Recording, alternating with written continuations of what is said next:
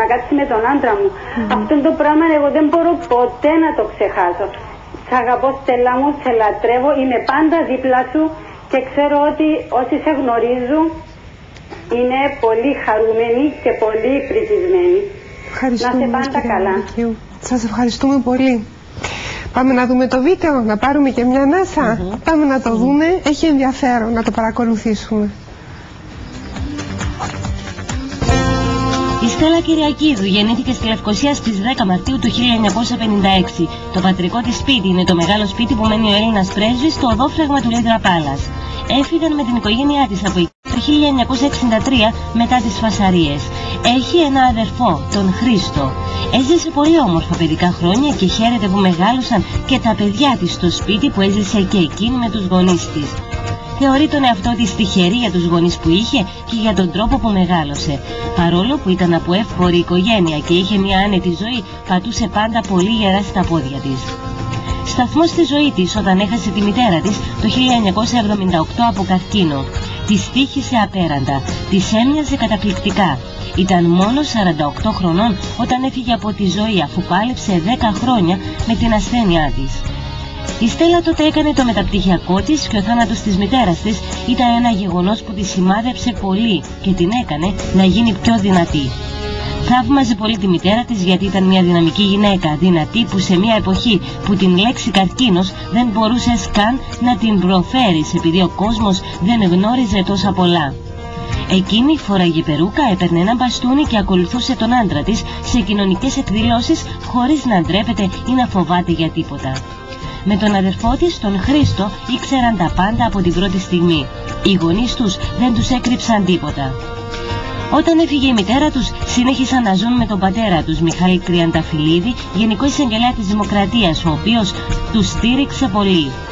Ένας ευαίσθητος άνθρωπος, πολύ δοτικός, κοινωνικός, που αγαπούσε πολύ τον άνθρωπο και του άρεσε να βοηθά.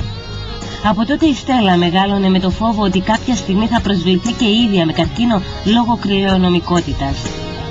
Όταν ξεπέρασε την ηλικία των 38, ανάσανε. Παρ' όλα αυτά, λίγο καιρό μετά, το 1996, διαγνώστηκε και η ίδια με καρκίνο του μαστού για πρώτη φορά.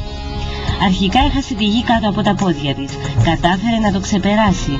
Το 2004 ο καρκίνος χτυπάει για δεύτερη φορά. Σήμερα, 7 χρόνια μετά, είναι καλά.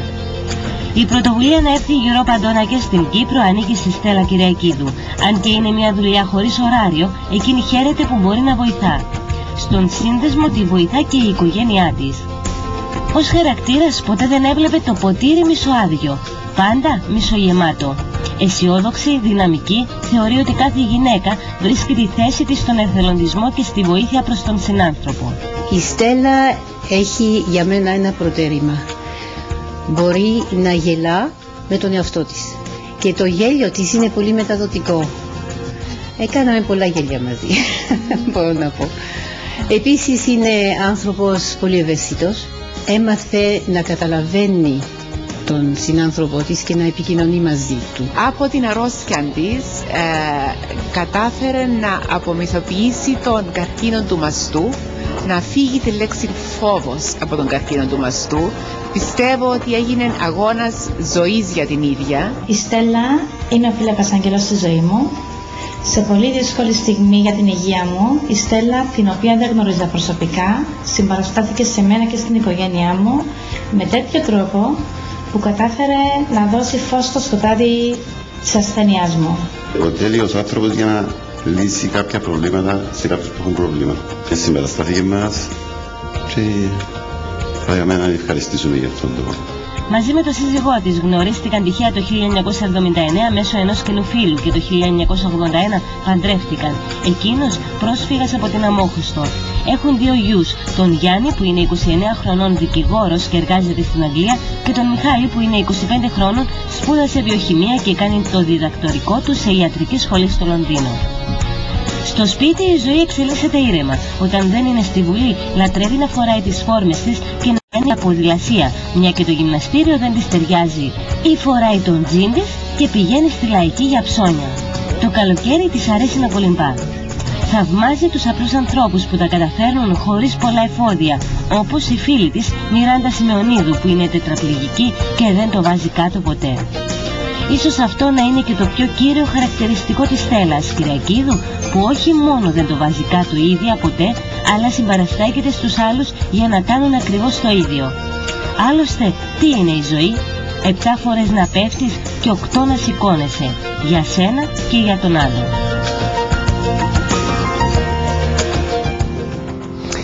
Σήμερα δεν είναι η μέρα να μιλήσουμε ούτε για τις τιμητικές διακρίσεις, ούτε για όλο αυτό το πακέτο το οποίο μας ατιμά όλες τις γυναίκες. Σήμερα μας ανοίγει τη ψυχή σου, Στέλλα, και τα πας καλά. Δυσκολεύεσαι? Δυσκολεύεσαι? Γιατί? Απλά δεν ξέρω, με συγκινούν αυτά που άκουσα, δεν το περίμενα ομολογουμένως και δεν ξέρω να είμαι αλλιώς.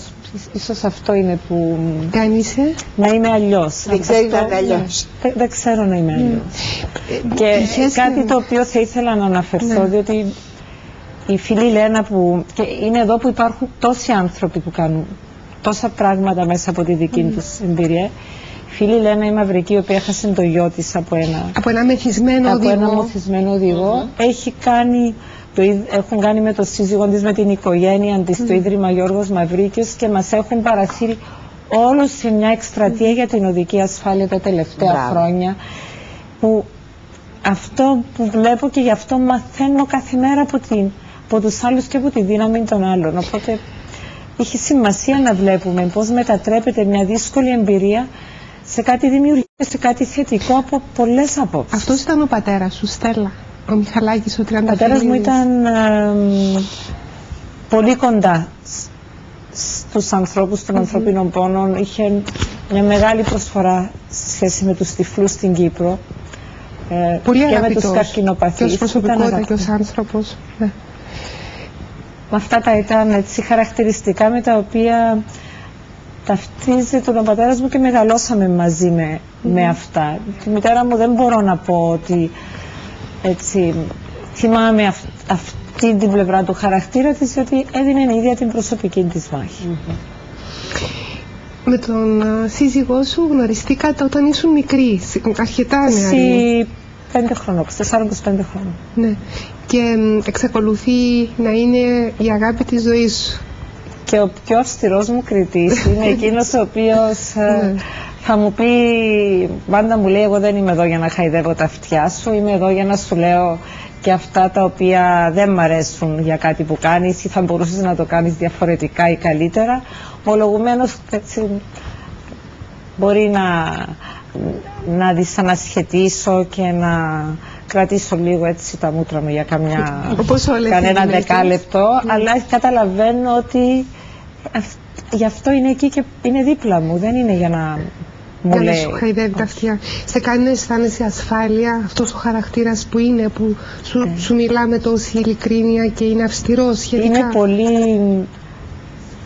Δεν έχει αυτές τους ενθουσιασμούς και, που έχω εγώ ίσως σαν χαρακτήρας, αλλά πρέπει να πω ότι αν δεν ήταν αυτός που είναι και τα παιδιά μου, αλλά εκείνος περισσότερο, διότι τα παιδιά μου ήταν πολύ πιο μικρά, δεν θα μπορούσα να είχα προχωρήσει σε αυτά που βγαίνουν μέσα και μου αρέσει να κάνω. Και όταν ήμουν στο νοσοκομείο, ήμουν ώρες ατέλειωτες εκεί, ήμουν Σαββατοκυριακά εκεί, ειδικά με τον παιδοογκολογικό και με τα παιδιά που ήταν θύματα βίας. Δεν είχα ωράριο. Δεν τις ανασχετεί? Δηλαδή λείπεις ατέλειωτες ώρες? Καταλαβαίνει ότι έτσι είμαι και νιώθει ότι βγαίνει από μέσα μου και νομίζω ότι ένα δικό του κομμάτι με χαίρεται που είμαι και έτσι.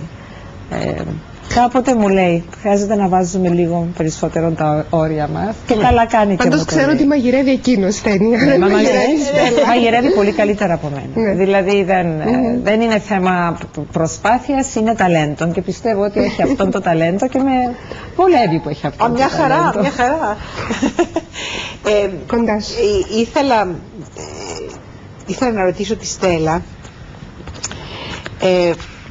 πόσο άντρας σου βίωσε τον καρκίνο μαζί σου? Τι θέλω να πω?